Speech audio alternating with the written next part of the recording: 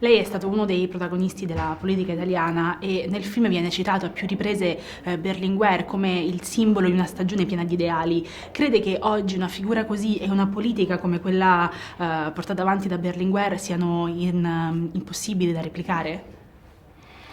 Ma guardi, non sarebbe giusto replicarli, cioè la grandezza anche di Berlinguer fu proprio nel non replicare. Berlinguer non replicava quello che avevano fatto gli altri. Berlinguer era portatore di una visione del tutto originale dell'armonia possibile tra la storia e l'identità di quel partito e i suoi compiti nel tempo presente. Lei pensi al coraggio che ebbe Berlinguer nel dire che si stava meglio sotto l'ombrello della NATO e sotto l'ombrello del patto di Varsavia o la scelta del compromesso storico, cioè dell'alleanza con la DC.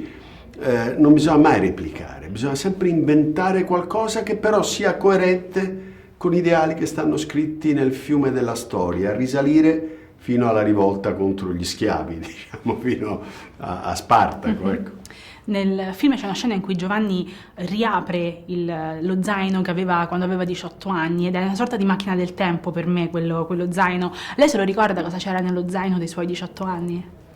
Più o meno le stesse cose, sa, c'erano le stesse cose perché io ero un po' più grande al momento dei funerali di Berlinguer, ma probabilmente ci sarebbe stata una tessera del partito, probabilmente ci sarebbe stato il diario, qualche libro, qualche giornale. Allora c'erano tanti giornali, si leggeva tanto e soprattutto in quello zaino c'erano tanti ideali.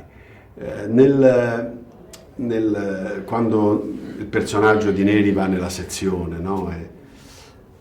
Lui dice le ideologie erano sbagliate ma gli ideali no. Mm-hmm. In questa differenza c'è, se vuole, il senso del film, no?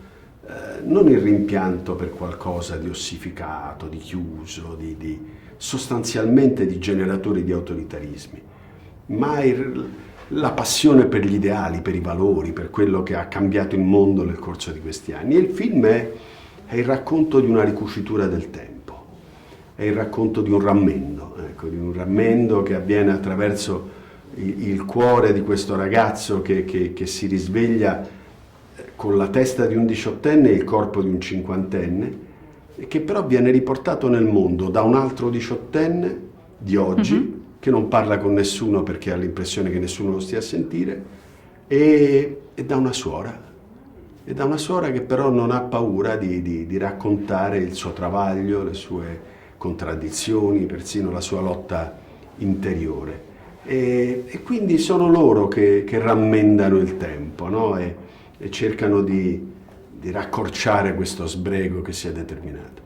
C'è una sequenza in cui il suo protagonista si vede scorrere sotto gli occhi le immagini degli ultimi 30 anni, dalla caduta del muro di Berlino fino alla strage dei migranti in mare.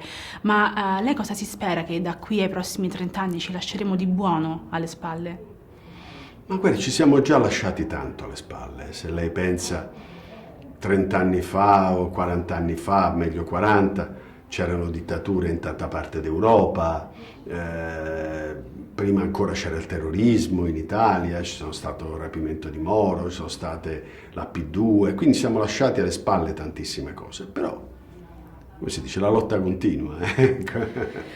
L'incanto sarà godersi un po' la strada, il trucco sta qui, sta nel saper guardare il panorama nonostante tutto quanto quello che può accoderci e magari anche fermarci ogni tanto. Sta nel viaggiare, sta nel cercare, quello che dice Giovanni nel discorso finale, no? Quello che fa con gli studenti.